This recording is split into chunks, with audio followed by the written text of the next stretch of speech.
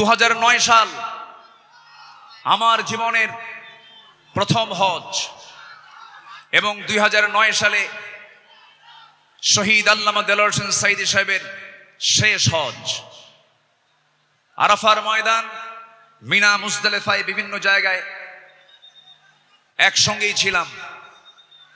এক পর্যায়ে আল্লামা সাঈদ রাহিমাহুল্লাহকে প্রশ্ন করা হলো, দেশে মামলা হচ্ছে, ট্রাইব্যুনাল গঠন হচ্ছে, হুজুর আপনার এই মুহূর্তে দেশে ফেরত না যাওয়াই ভালো, আপনি থেকে যান।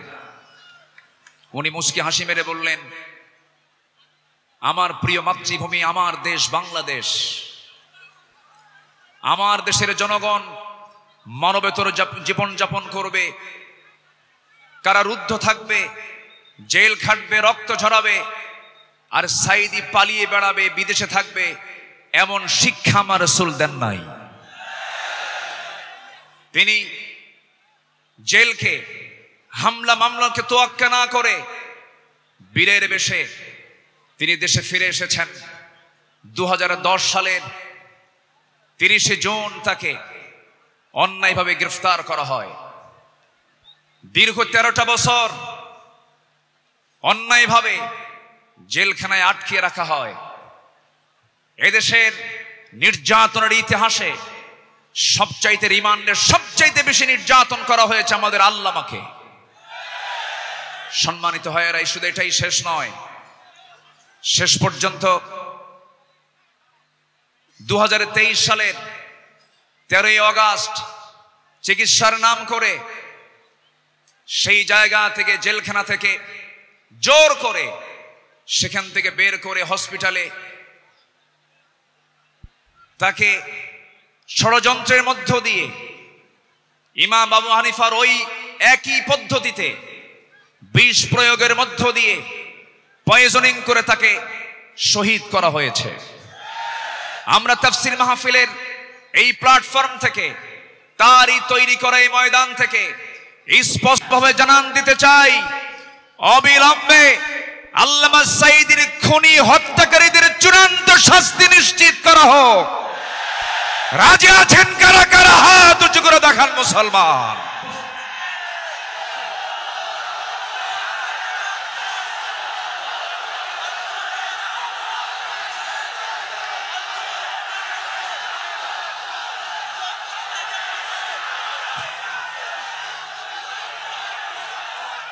আল্লাহ কবুল করুন, জোরে বলি আমিন। 3টা অপরাধের কোনো ক্ষমা নাই। কয়টা? 3 অপরাধের কোনো ক্ষমা নাই। নাম্বার 1 কতলুন নফস, যারা হত্যাকারী তাদের কোনো ক্ষমা হতে পারে না। নাম্বার 2 আশ-শাইখুজ জানি, যারা বুড়ো জেনাকার, যারা বুড়ো হওয়ার পরও যারা জেনা করে তাদের কোনো ক্ষমা নাই। যারা দিন থেকে বের হয়ে যায় মুরতাদ, তাদের কোনো ক্ষমা নাই। সম্মানিত ভাইয়েরা, সম্মানিত বন্ধুগণ, সম্মানিত উপস্থিতি, আজকের এই উপস্থিতি প্রমাণ করে আগামীর দেশ কোরআনের দেশ, আগামীর দেশ ইসলামের দেশ। আল্লাহ কবুল করুন, জোরে বলে আমিন, আরো জোরে আমিন।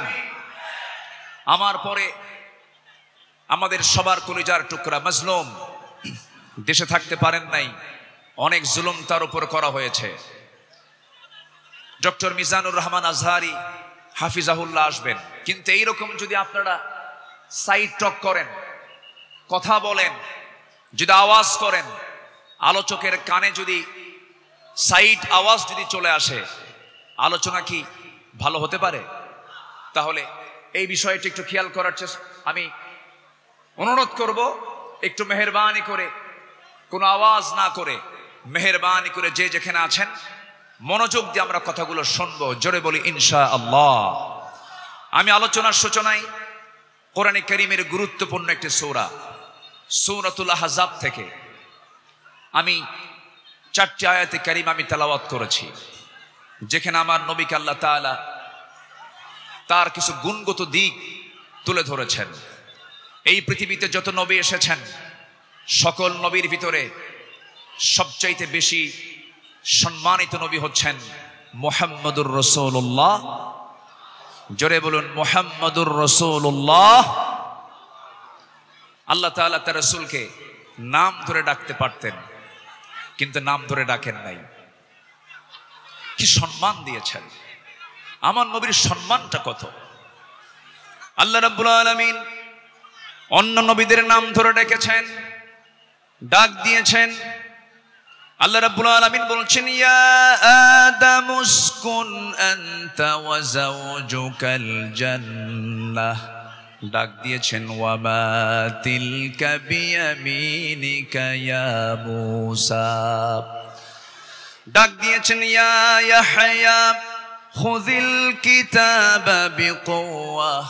আল্লাহ তাআলা সব নবীকে হরফে নিদা প্রয়োগ করে ডাক দিয়েছেন, কিন্তু একটা বারের জন্য আমার রাসূলকে নাম ধরে ডাকলেন না, অথচ কোরআন তার উপরে নাজিল হয়েছে। আল্লাহ রাব্বুল আলামিন যেখানেই তার নামটা নিয়েছেন সেখানেই তার গুণটা বর্ণনা করেছেন। এক জায়গায় বলছেন মুহাম্মাদুর রাসূলুল্লাহ ওয়াল্লাযীনা মাআহু আশিদ্দাউ আলাল কুফফারি রুহামাউ বাইনাহুম তারাহুম রুকআ সুজদান ইয়াবতাগুনা ফাদলাম মিনাল্লাহি ওয়া রিদওয়ানা سيماهم في وجوههم من أثر السجود জোরে বলুন আল্লাহু আকবার। আরেক জায়গায় আল্লাহ রাব্বুল আলামিন তার নাম নিয়ে বলছেন, ওয়া মা মুহাম্মাদুন ইল্লা রাসূল قد خلت من قبله الرسل। কিন্তু আল্লাহ রাব্বুল আলামিন কোথাও নামকে সম্বোধন করে ডাক দেন নাই। আরেক জায়গায় ডাক দিচ্ছেন, ইয়া আইয়ুহাল মুযাম্মিলু কুমিল লাইলা ইল্লা কালিলা নিসফাহু আও ইনকুস মিনহু কালিলা। আরেক জায়গায় ডাক দিচ্ছেন, ইয়া আইয়ুহাল মুদ্দাসসির কুম ফাআনযির ওয়া রাব্বাকা ফাকাব্বির ওয়া সিয়াবাকা ফাতাহহির। জোরে বলুন আল্লাহু আকবার। ঠিক এই জায়গায় আল্লাহ রাব্বুল আলামিন সূরাতুল আহজাবের 45 নম্বর আয়াত আল্লাহ রাব্বুল আলামিন তাকে কি সুন্দর করে ডাক দিচ্ছেন, ইয়া আইয়ুহান নাবিয়্যু ইন্না আরসালনাকা শাহিদাও ওয়া মুবাশশিরাও ওয়া নাযীরাও وداعيا إلى الله بإذنه وسراجا منيرا। জোরে বলুন আল্লাহু আকবার। হে আমার নবী, আমি আপনাকে পাঠিয়েছি সাক্ষী করে, শাহিদ করে, মুবাশশির করে, সুসংবাদদাতা করে, ওয়া নাযীরা ভীতি প্রদর্শনকারী করে পাঠিয়েছি, এবং আল্লাহর পথে দায়ী করে পাঠিয়েছি। আমার আল্লাহ তাআলা আমার রাসূলকে এত সম্মান দিয়েছেন। দুঃখজনক হলো সত্য, বিগত 16 বছরে শুধু আলেমদের উপরে নির্যাতন হয়েছে তা নয়, আমার রাসূলকে নিয়ে বাজে কটূক্তি পর্যন্ত করা হয়েছে। ঠিক কিনা? রাসূলকে নিয়ে অনেক কটূক্তিও করেছে বিভিন্ন ব্লগাররা। আমার দেশে কিছু বুদ্ধিজীবী আছে যাদের কাজই হলো ইসলাম নিয়ে বাজে কথা বলা, রাসূলকে নিয়ে বাজে কথা বলা। রাসূলকে নিয়ে বলা হয়েছে, এমন ভাবে কথা বলা হয়েছে, রাসূল নাকি ছিলেন জিনাকার, রাসূলকে জঙ্গি মুহাম্মদ বলে গালি দিয়েছে। ওরা 16 বছর আমাদের তালিকা করেছে, আমরা এখন নাস্তিকদের তালিকা করতে চাই। কোন নাস্তিক কুলাঙ্গারের জন্য বাংলার জমিন আর হতে পারে না। সম্মানিত ভাইয়েরা, সম্মানিত বন্ধুগণ, আল্লামা সাঈদীর ফাঁসির রায় দিয়ে এক কুলাঙ্গার বিচারপতি, কি নাম? হ্যাঁ, মানিক। হ্যাঁ, 2 বছর আগে, বছর 2 আগে আমার নামেও তালিকা করেছিল, 116 জন আলেমের তালিকা করেছিল। 2 বছর পার হয় নাই, আল্লাহ তাআলা তার উপযুক্ত জবাব দিয়ে দিয়েছেন। ছাত্র বৈষম্য বিরোধী আন্দোলনে যারা অগ্রণী ভূমিকা পালন করেছেন তাদের জন্য দোয়া করতেই হয়। সম্মানিত ভাইয়েরা, এই পেকুয়ার মাটিতে চট্টগ্রাম বিভাগের প্রথম শহীদ হয়েছে এই চট্টগ্রামের এই পেকুয়ার সন্তান শহীদ অসীম। শহীদ অসীমের বাবা আছে কিনা জানি না। তাদের রক্তের বিনিময়ে, তাদের ত্যাগের বিনিময়ে এই বিজয় এসেছে। যুবকরা, তোমরা কোন আদর্শ লালন করতে যাবে না। যুবকরা, তোমরা বিজয় পেয়েছো, এই বিজয়কে ধরে রাখার জন্য একটা আদর্শ লালন করতে হবে, সেটা হচ্ছে মুহাম্মদ সাল্লাল্লাহু আলাইহি ওয়াসাল্লাম। তাহলেই সফল হবে। লাকাদ কানা লাকুম ফি রাসূলিল্লাহি উসওয়াতুন হাসানাহ লিমান কানা ইয়ারজুল্লাহ ওয়াল ইয়াউমাল আখির ওয়া যাকারাল্লাহ কাসীরা। সম্মানিত যুবকরা, আজকের মাহফিলে বেশি যুবকরা, ওই নেতৃত্বের মুখে তোমরা থুতু মারো যে নেতা তোমাকে নামাজের কথা বলে না, যে নেতা তোমাকে পরকালের কথা শোনায় না, যে নেতা তোমার হাতে অস্ত্র তুলে দেয়, যে নেতা তোমার হাতে নারী তুলে দেয়, ইয়াবা তুলে দেয়, মাদক তুলে দেয়, ওই সমস্ত নেতৃত্বের মুখে আমরা জুতা মারি, থুতু মারি। রাজি আছেন কারা কারা? হাত উঁচু করে দেখা।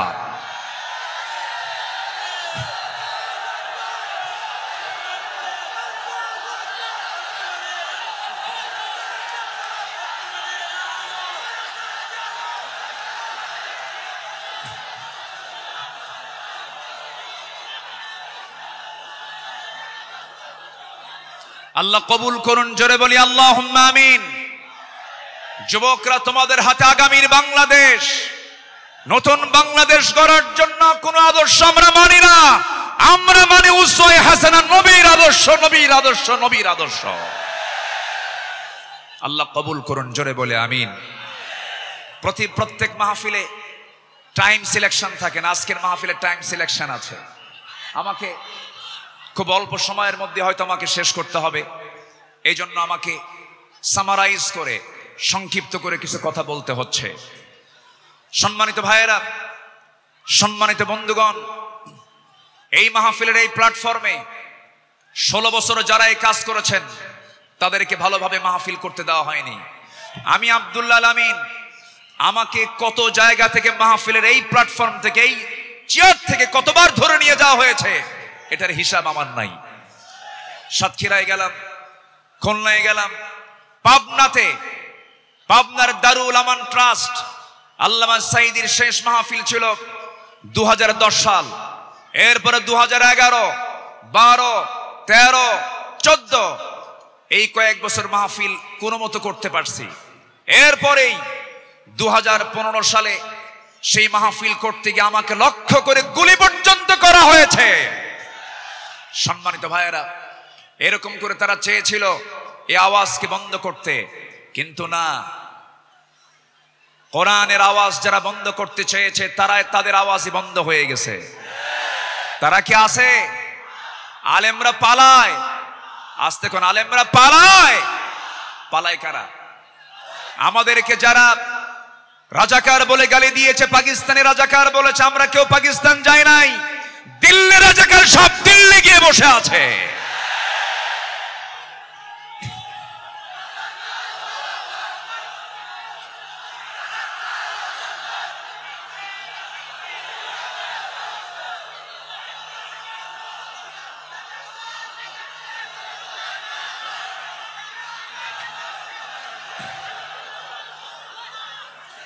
সম্মানিত হাজিরিন, সম্মানিত ভাইয়েরা,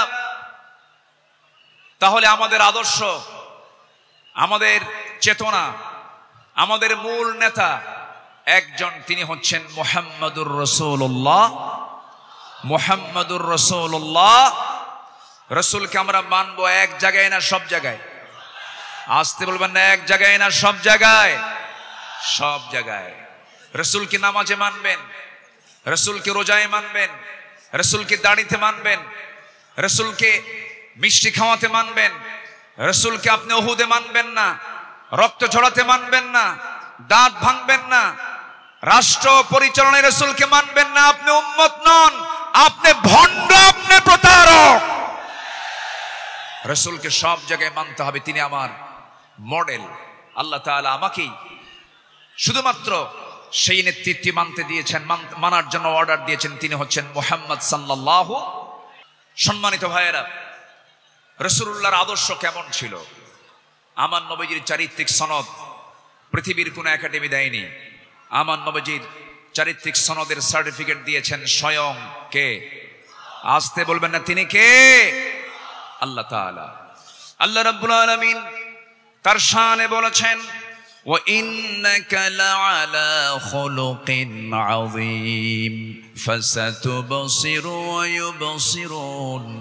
আমার বন্ধুগণ, রাসূলকে যখন মক্কার কাফের মুশরিকরা নানাভাবে কটূক্তি করা শুরু করে দিল, কেউ বলল লেস কাটা, কেউ বলল নির্বংশ, কেউ বলল নতুন ধর্মের প্রবর্তক, রাসূল কিনা আজে বাজে কথা যখন বলা শুরু হয়ে গেল, আমার নবীর শানে আল্লাহ রাব্বুল আলামিন সূরা কালাম নাযিল করে সব সুস্পষ্ট জানায় দিলেন, হে রাসূল, আপনাকে যে যা বলে বলুক, কোনো হতাশ হবেন না, কোনো চিন্তা করবেন না, আপনি হলেন সুমহান চরিত্রের অধিকারী। জোরে বলি সুবহানাল্লাহ। রাসূলকে উপহার দিলেন সূরা কাউসার। যারা পারেন ঠোঁট মিলিয়ে বলুন, ইন্না আ'তাইনাকাল কাউসার ফাসাল্লি লিরাব্বিকা ওয়ানহার ইন্না শানিআকা হুয়াল আবতার। হে রাসূল, আমি আপনাকে হাউজে কাউসার দান করেছি, অতএব আপনি নামাজ পড়ুন, আপনি কোরবানি করুন। যারা বলবে লেস কাটা, তারাই হলো প্রকৃত লেস কাটা। আমাদেরকে কত গালি দিয়েছে। 2013 সালে আমার একটা মাহফিল রাজশাহীতে, আমাকে ওসি মহোদয় ফোন দিয়ে বলে, আপনি আসবেন না, আপনি রাজাকার। বললাম, আপনি আমাকে রাজাকার বলেন, আপনি কি আমাকে চিনেন? কে শুনেছি। বললাম, 1971 সালে তো আমার মায়েরই বিয়ে হয় নাই। 71 সালের ঘটনা, 1971 সালের ঘটনা। সাক্ষীর জন্ম হলো 76। সাক্ষীর জন্ম কি? 76। তাহলে এই সাক্ষী 71-এর ঘটনা দেখলো কেমনে? রুহের জগৎ থেকে দেখছে। এইরকম করে মিথ্যাচার করে তারা চালিয়েছিল 16 বছর। ফেরাউন পৃথিবীতে বেঁচে ছিল হলো 1600 বছর, এরা ছিল 16 বছর। সংখ্যার যে মিল হলো কেমনে বুঝলাম না। একটা সংখ্যার মিল আছে না নাই? চরিত্রেরও মিল আছে। ফেরাউনের একটাই সমস্যা ছিল, সেটা হলো আমাকে ক্ষমতায় থাকতেই হবে, প্রয়োজনে আমার মানুষ দরকার নেই, মেরে শেষ করে দেব। ইযাববিহুনা আবনাআকুম ওয়া ইস্তাহয়ুনা নিসাআকুম। ফেরাউন কি করেছিল? জীবিত মায়ের পেট চিরে ছেলে সন্তানগুলোকে হত্যা করেছিল। এই পৃথিবীতে হত্যা রাজনীতি, ক্ষমতাকে পাকাপোক্ত করার জন্য হত্যা রাজনীতি প্রথম শুরু করেছিল ফেরাউন। আর যারা পৃথিবীতে হত্যা রাজনীতি করে তারা সবগুলো ফেরাউনদের প্রেতাত্মা। ফেরাউনকে আমরা বিদায় জানিয়ে দিয়েছি। সেদিন এক মাহফিলে বললাম এই কথা, একজন সামনে থেকে দাঁড়ানো, হুজুর ওটা ছিল পুরুষ ফেরাউন আর আমাদের দেশেরটা ছিল হলো লেডিস ফেরাউন। সম্মানিত ভাইয়েরা, আমার নবীজির যে আদর্শের দিকগুলো আমি আলোচনা করতে চাচ্ছি, নাম্বার 2 হচ্ছে আমার নবী হচ্ছেন 1 নম্বর বিশ্ব শ্রেষ্ঠ চরিত্রের তিনি অধিকারী। নাম্বার 2 হলো আমার নবীজির সালাত ছিল সবার চাইতে কম না বেশি? তিনি সেজদা দিয়েছেন কম না বেশি? সবচেয়ে বেশি সেজদা দিয়েছেন মুহাম্মদুর রাসূলুল্লাহ। মুহাম্মদুর রাসূলুল্লাহ তিনি বলেছেন, ওয়াজুইলা কুররাতু আইনি ফিস সালাহ। রাসূলের কাছে নামাজ ছিল হলো চক্ষু শীতলকারী। নাসাই শরীফের হাদিস। সম্মানিত ভাইয়েরা, আমার নবীজির নামাজ ছিল অনেক লম্বা। তিনি যখন নামাজে দাঁড়িয়ে পড়তেন, লম্বা সময় নিয়ে নামাজ পড়তেন। সেজদায় যখন যেতেন, তার চোখের পানি এত পড়তো যায় নামাজ ভিজে যেত। এবং তিনি যখন কাঁদতেন, হাদিসে এসেছে তার কান্নাটার আওয়াজ এমন হতো, চুলার উপরে পানি গরম দিলে যেমন টকবকের একটা আওয়াজ হয়, আমার নবীজি যখন কাঁদতেন তখন টকবক করা পানির মতো আওয়াজ হতো আমার নবীজির মুখ থেকে। তিনি এত কাঁদতেন, অথচ তার জীবনের কোনো গুনাহ ছিল না। তিনি কাঁদতেন অঝরে ঝাড়ায়, সেজদায় পড়ে পড়ে ঘন্টার পরে ঘন্টা। কোন এক রাতের আধারে আমার নবীজি সেজদায় পড়ে কাঁদতেছেন, পাশে বসে আছেন আম্মা জান আয়েশা সিদ্দিকা রাদিয়াল্লাহু তাআলা আনহা। আমার নবীজি লম্বা সময় সেজদার মধ্যে পড়ে আছেন, তিনি সেজদা থেকে মাথা ওঠান না। নবীজির কোনো আওয়াজ নাই, নবীজির কোনো শব্দ নাই। ঘন্টা পার হয়ে যায়, আম্মা জান আয়েশা মনে করছেন রাসূল বুঝি ইন্তেকাল করলেন কিনা। নবীজির গায়ে চিমটি কাটলেন, চিমটি কাটার সঙ্গে সঙ্গে তিনি নড়ে উঠলেন, সালাম ফেরা শেষ হলো। রাসূল বলছেন, আয়েশা তুমি আমাকে চিমটি কাটলে কেন? হুজুর আপনি নড়াচড়া করেন না, আমি আপনাকে চিমটি কেটে বুঝলাম আপনি জীবিত আছেন কিনা। রাসূল বলছেন, আয়েশা রে, কাল হাসরের ময়দানে আল্লাহ যদি আমাকেও পাকড়াও করেন, পার পাওয়ার আমারও কোনো উপায় থাকবে না, কিন্তু ইল্লা ইয়াতাগাম্মাদানি আল্লাহ, কিন্তু আল্লাহ পাক আমাকে রহমতের চাদর দিয়ে আমাকে আবৃত রাখবেন। জোরে বলি সুবহানাল্লাহ। নবীজি ছিলেন নাম্বার 3 সর্বশ্রেষ্ঠ সম পালনকারী। তিনি সারা জীবন প্রতি সোমবার এবং বৃহস্পতিবার তিনি সম পালন করতেন। আমার নবীজি তু'রাদুল আমালু ইয়াওমাল ইসনাইন ওয়াল খামিস ফাউহিব্বু আন ইউ'রাদা আমালি ওয়া আনা সাইম। আমার নবীজির সোমবার এবং বৃহস্পতিবার তার রোজা কখনো বাদ হতো না। শাবান মাসে সবচেয়ে বেশি তিনি রোজা পালন করেছেন। যুবকরা, যৌবনকে কন্ট্রোল করতে হবে। তোমার যৌবন নষ্ট করা যাবে না। তোমার চরিত্র সাইয়েদনা ইউসুফের মতো হতে হবে। আগামীর নেতৃত্ব দিতে গেলে বিবাহ পূর্ব কোনো অবৈধ রিলেশন করা যাবে না, নোংরামি করা যাবে না। কিছু যুবক আছে দেখতে পাবে, গার্লস স্কুলের সামনে যায় কিছু যুবক আছে ইতিমের মতো বসে থাকে। আছে না? কিছু আছে না? নাই? ইতিমের মতো বসে থাকে, বাপও নাই মাও নাই। না, তোমার এগুলো করা যাবে না। তোমার সামনে বহু কাজ পড়ে আছে। আলিয়া তোমাকে ডাকবে, লাইলি তোমাকে ডাকবে। সাইয়েদনা ইউসুফের চরিত্র নিয়ে রাজুলুন ইযা দাআতহু ইমরাতান যাত হাসাবিন ওয়া জামালিন ইন্নী আখাফুল্লাহ।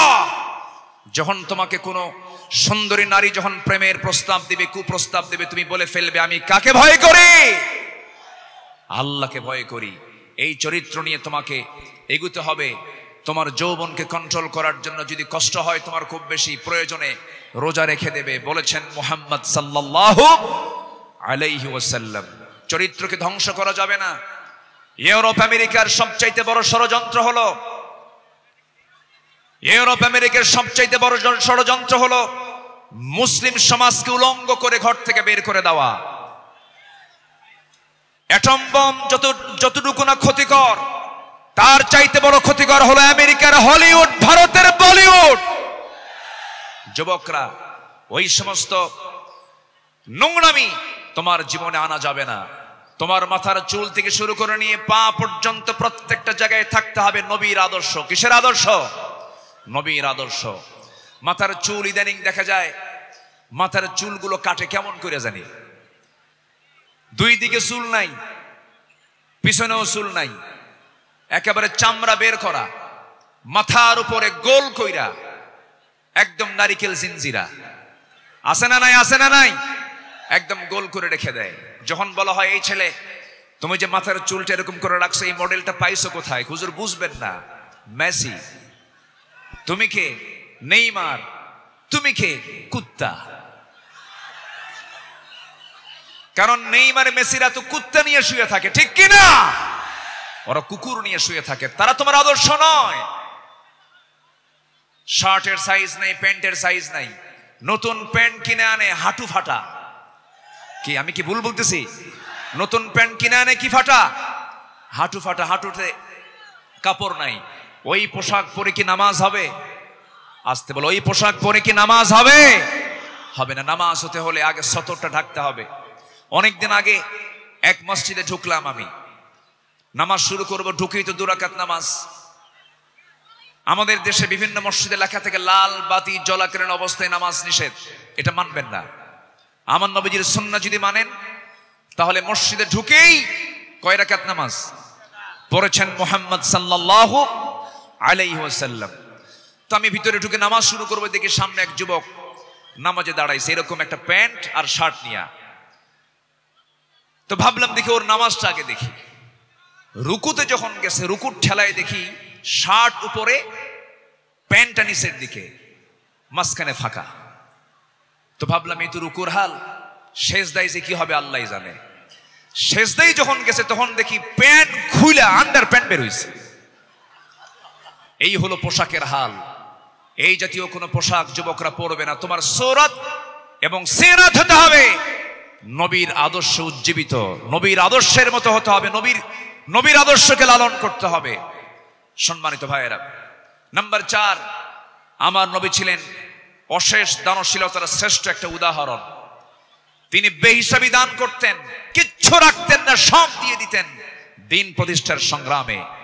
রাসূল যেদিন মারা যাবেন, আমার নবীজির ইন্তেকালের সময় হয়ে গেল, নবীজি দুনিয়া থেকে বিদায় নেবেন।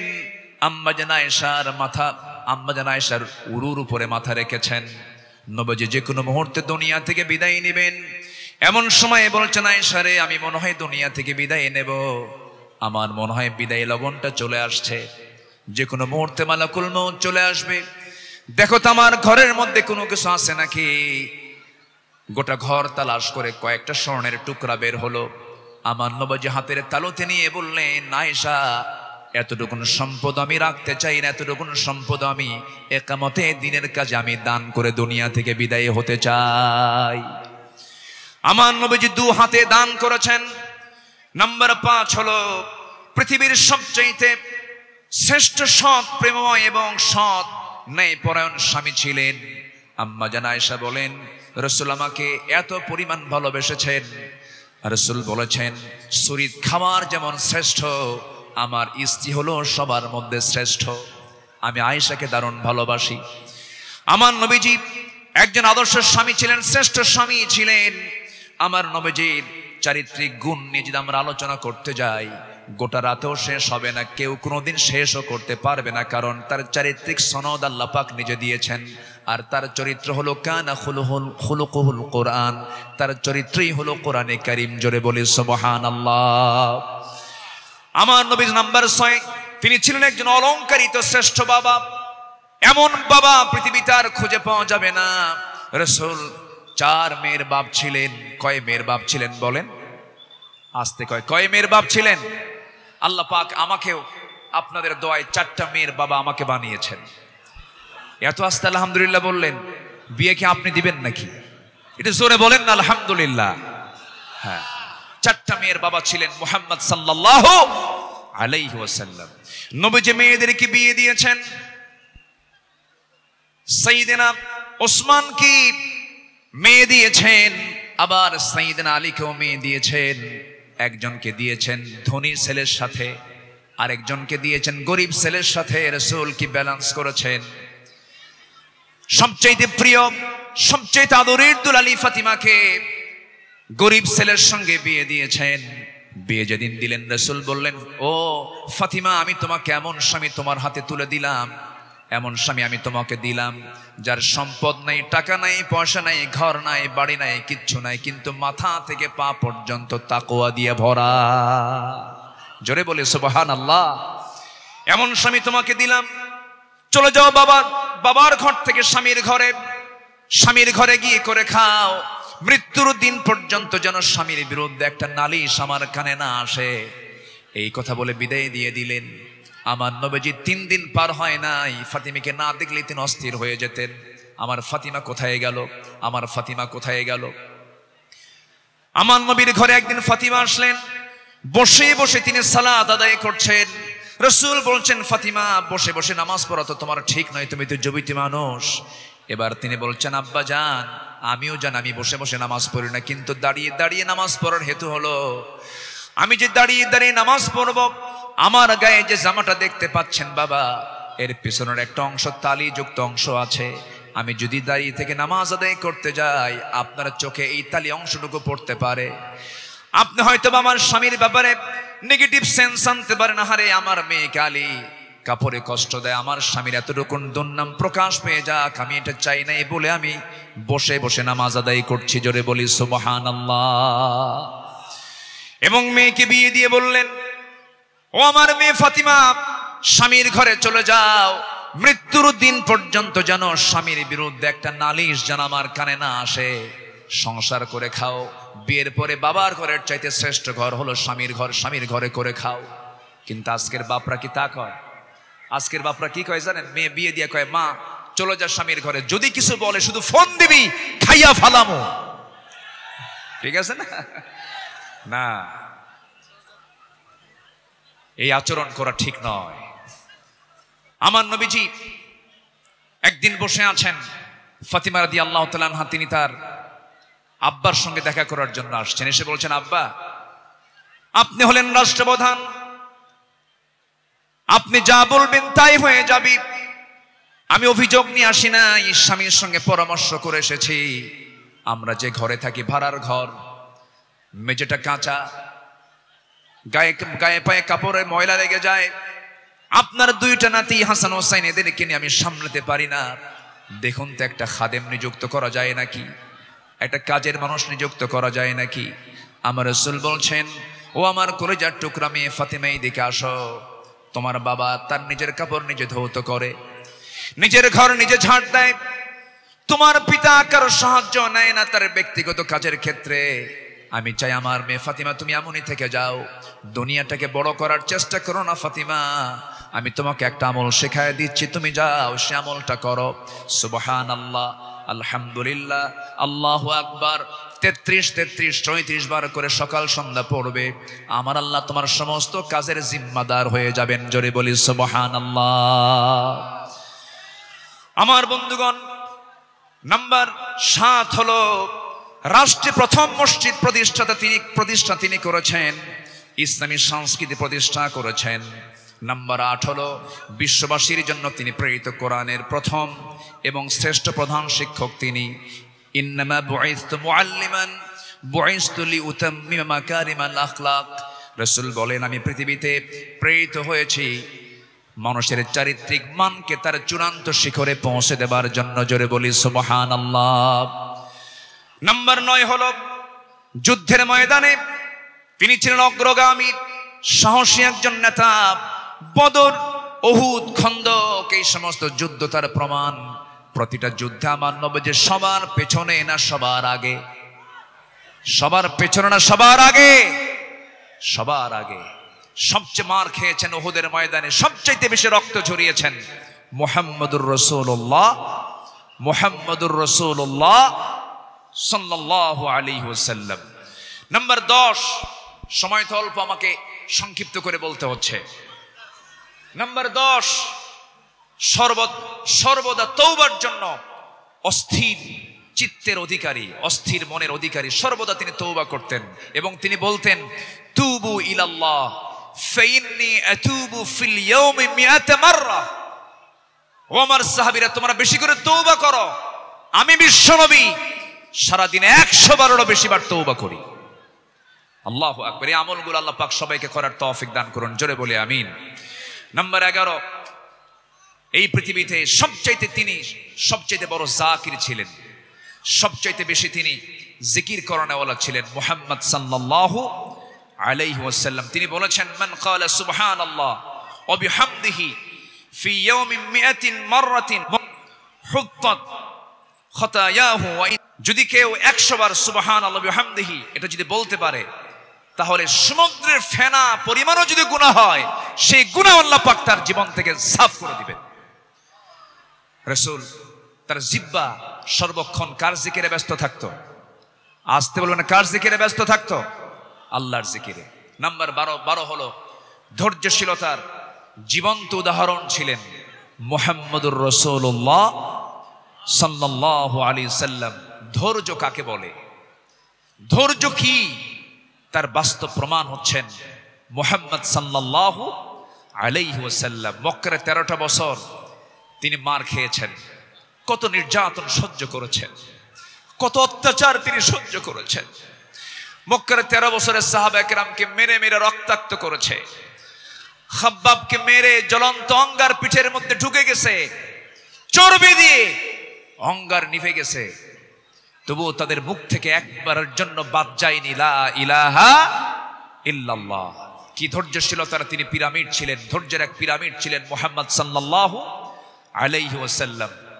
মক্কার মাটিতে নির্যাতন করা হয়েছে, সাহাবে কেরামদের উপরে অমানবিক পাশবিক অত্যাচার করা হয়েছে, কিন্তু এক চুল পরিমাণ তারা নড়েন নাই। বেলালের কথা কে না জানেন, সুমাইয়ার কথা কে না জানেন, ইয়াসার পরিবারের কথা কে না জানেন। এই সমস্ত সাহাবে কেরামের রক্তদানের মধ্য দিয়ে দিন কায়েম হয়েছে। সম্মানিত ভাইয়েরা, দিন কায়েমের জন্য যদি ধৈর্যের পরিচয় দিয়ে 13 বছর মক্কায় মার খেয়ে মদিনার 10 বছরে যদি সাহাবে কেরামের জীবন দিতে হয়, আমার নবীজির দান্দান মোবারক শহীদ করতে হয়, কোমর যদি হারাতে হয়, আমার নবীজির মাথা থেকে পা পর্যন্ত অসংখ্য আঘাতের চিহ্ন যদি বহন করতে হয় নবীজির জীবন থেকে, সেই দিন কায়েমের জন্য আগামীর বাংলাদেশ আমরা দিন প্রতিষ্ঠার জন্য যদি আমাদের রক্ত দিতে হয়, জীবন দিতে হয়, সেই নবীর পন্থায় কি জানমাল কোরবান দিতে রাজি আছেন? রাজি আছেন কারা কারা? হাত উঁচু করে আল্লাহকে সাক্ষী রেখে দেখায় দেন।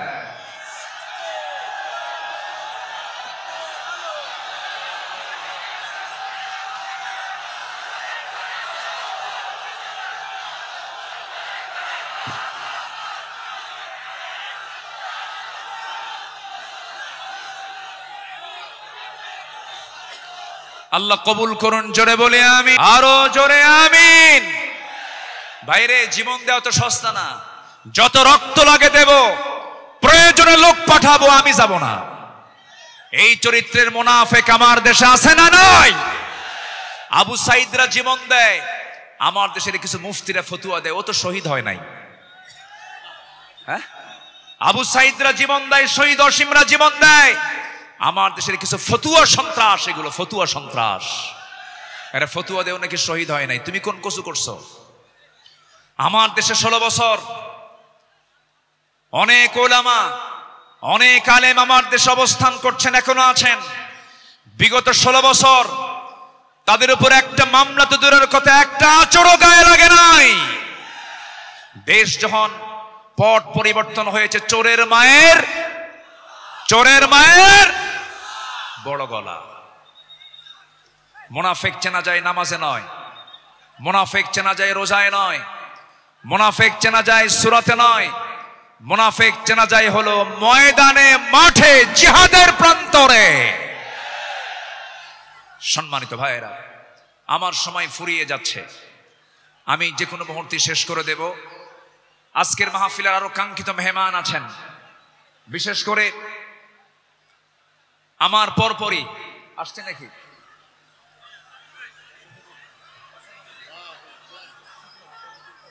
হ্যাঁ, আচ্ছা জি।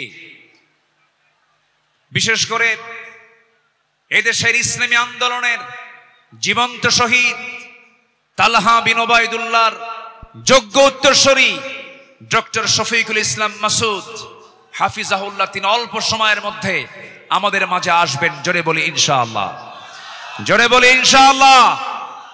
তার বয়ান ছিল মাগরিবের পরেই, উনি আসতে একটু পথে জ্যামের কারণে দেরি হচ্ছে বিধায় আমি আগেই উঠেছি। উনি ওনার তেজোদ্দীপ্ত হৃদয়ের খোরাক আপনাদের জুটাবেন। জোরে বলি ইনশাআল্লাহ, আরো জোরে বলি ইনশাআল্লাহ। সম্মানিত হাজিরিন, নাম্বার 12 যে গুণটার কথা বলছিলাম, আমার নবী ছিলেন ধৈর্যশীলতার এক মূর্ত প্রতীক। তায়েফের ময়দানে গিয়ে রাসূল দাওয়াত দিতে গিয়ে ফুল পেয়েছেন না পাথর পেয়েছেন? আস্তে কয়, ফুল পেয়েছেন না পাথর পেয়েছেন? পাথর পেয়েছেন। আমার নবীজি মক্কার মাটিতে দাওয়াত দিতে গিয়ে নবীর বিরুদ্ধে মামলা হয়েছে, হামলা হয়েছে, নির্যাতন হয়েছে, আঘাত করা হয়েছে, রক্তাক্ত করা হয়েছে। রাসূল 13 বছর মার খেয়েছেন, কিন্তু মদিনায় আসার পরে তিনি শুধু মার খান নাই, মার দিয়েছেন। এখান থেকে প্রমাণ হয় মায়ের খাওয়া যেমন সুন্নাত, মায়ের দেওয়া তেমন সুন্নাত। প্রয়োজনে বাতিল শক্তিকে আঘাত করার জন্য মায়ের দিতে হবে। রাজি আছেন কারা কারা? হাত উঁচু করে দেখান।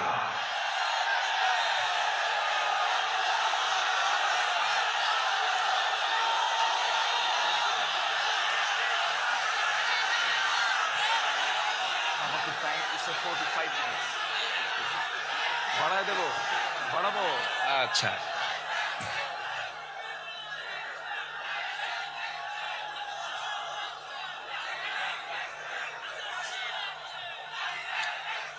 যে আমি তো দাঁড়াতে বলিনি ভাই। আপনি দাঁড়িয়ে আছেন, আরেক ভাইয়ের কষ্ট হচ্ছে। একজন দাঁড়িয়ে আছেন, আরেক ভাইয়ের কষ্ট হচ্ছে। আপনি কি কষ্ট দিতে চান? এই মুহূর্তে বসে পড়ুন, বসুন। আমি জানি আপনি দাঁড়াইছেন কেন, কোমর লেগে গেছিল। আর কতক্ষণ থাকা যায়?